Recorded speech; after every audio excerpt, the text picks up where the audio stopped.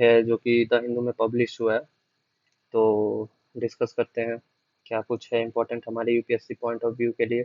और ये topic agriculture point of view से भी काफ़ी इम्पोर्टेंट है, क्योंकि रिसेंटली यूपीएससी एग्रीकल्चर से रिलेटेड काफ़ी क्वेश्चन पूछ रही हैं। तो चलिए इसको हम एक बार डिस्कस करते हैं।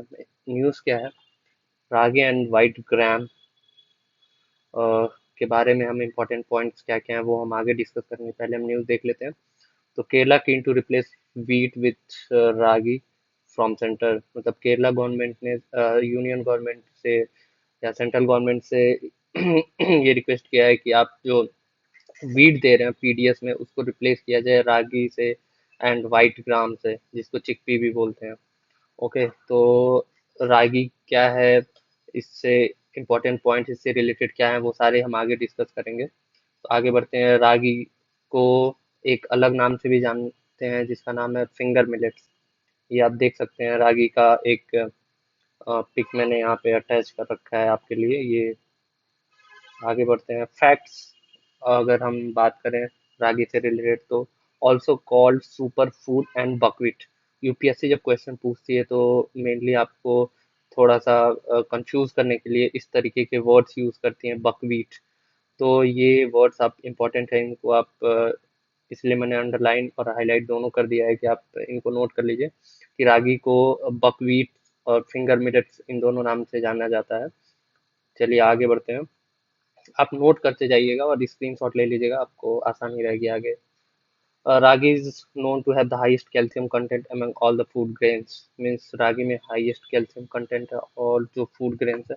और ये न्यूज़ में मेनली क्यों था कि जो केरला गवर्नमेंट था, इन्होंने ये बोला था कि जो पीडीएस में आप वीट दे रहे हैं, तो वीट की जगह पे आप रागी दीजिए, क्योंकि इसमें कैल्शियम कंटेंट बहुत ज़्यादा है।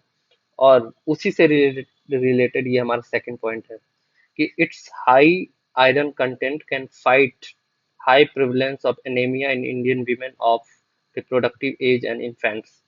तो जो वीमेन है उनका रिप्रोडक्टिव हेल्थ में सुधार लाता है, क्योंकि इसमें बहुत ज़्यादा आयरन कंटेंट होता है। तो इसी को पॉइंट बना के जो केरला गवर्नमेंट ने वो सेंट्रल गवर्नमेंट से रिप्लेस करने के लिए रागी को बोला है। ठीक है, चलिए, आई होप आपको बहुत अच्छे से क्लियर हो रहा होगा। तीसरा जो हमारा पॉइंट है कि हाईएस्ट प्रोडक्शन रागी का कहाँ होता है, तो अगर हम देखें तो Karnataka is the largest producer, followed by Tamil Nadu, Uttarakhand, Maharashtra and Andhra Pradesh. Okay, तो ये भी बहुत इंपॉर्टेंट पॉइंट है कि कर्नाटका जो है वो लार्जेस्ट प्रोड्यूसर है रागी का सॉरी। आगे बढ़ते हैं। क्लाइमेट कैसा चाहिए, रिक्वायरमेंट कैसा होना चाहिए क्लाइमेट का, अगर हम फिंगर मिलेट्स या फिर बकवीट का प्रोडक्शन करते हैं। तो अगर इसके बारे में थोड़ा जाने तो ये hardier and drought resistant crop है और शॉर्ट ग्रोइंग सीजन होता है 70 to 100 डेज का। और अगर कंपेयर करें तो पैडी और वीट से इनका होता है 120 to 150 डेज। आगे हम बढ़े तो यहाँ पे आप एक और इसकी खासियत है कि लोअर वाटर रिक्वायरमेंट होता है 350 to 50 100 mm का। तो ये दो काफ़ी इंपॉर्टेंट है। High the hardier drought resistance है एंड ड्रॉट रेजिस्टेंस है और लोअर वाटर रिक्वायरमेंट चाहिए। ठीक है, आगे बढ़ते हैं। देखिए मैं ऑलरेडी हाईलाइट कर चुका हूँ, तो आप वहाँ से इसको नोट कर सकते हैं। ठीक है, ये सबसे इम्पोर्टेंट एक पूछता है कि रबी क्रॉप है या खरीफ क्रॉप। तो ये एक खरीफ क्रॉप है जो कि सोन किया जाता है बिटवीन मई एंड अगस्त, और हार्वेस्ट कब किया जाता है, बिटवीन सितंबर एंड जनवरी में। ठीक है, ये इंपॉर्टेंट चीज़ें हैं जो आप जितना मैं हाईलाइट करूँ काफ़ी इंपॉर्टेंट पॉइंट है, आप इसको प्लीज़ मेंशन करके रखिए। Average per hectare yield country में 1730 kg है।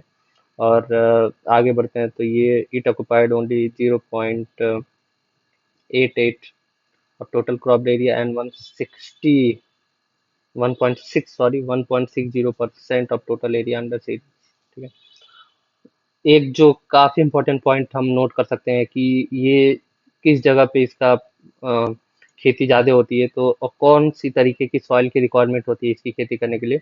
तो it required red loam and sandy soil. Means sandy soil और रेड लोम टाइप का सॉइल जरूरी होता है इसको कल्टीवेट करने के लिए। तो ये हो गया आपका फिंगर मिलेट्स की बात हो गई। आगे दो थे, तो दूसरा हमारा जो है वाइट ग्राम या चिकपी जो होता है, इसके बारे में इंपॉर्टेंट फैक्ट्स क्या हैं वो हम डिस्कस करेंगे। तो ये एक लिग्यूम है, लिग्यूम क्रॉप है, जो कि आप यहाँ देख सकते हैं। ठीक है। सॉरी। ये chickpea is the world second most important pulse legume. ठीक है, ये वर्ल्ड का सेकेंड मोस्ट इम्पोर्टेंट पल्स आप कहें इसको तो ये बात जायज होगी।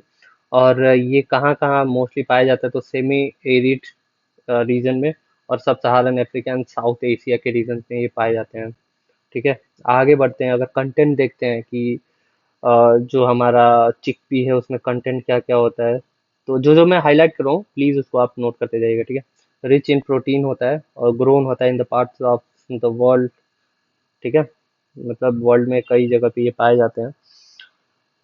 It highly in dietary fibre, folate and dietary minerals. ठीक है, ये उतने इंपॉर्टेंट नहीं है, बट मैं फिर भी थोड़ा सा आपको एक आइडिया देने के लिए, एक अम्यूनो एसिड इसमें होते हैं जो कि काफ़ी फायदेमंद होते हैं। और जो आपका फोर्थ पॉइंट है, ये होता है कि इसमें 60% वाटर होता है, 9% प्रोटीन, 3% फैट। ये मतलब एक कंटेंट बताया गया है जनरल आपके नॉलेज के लिए।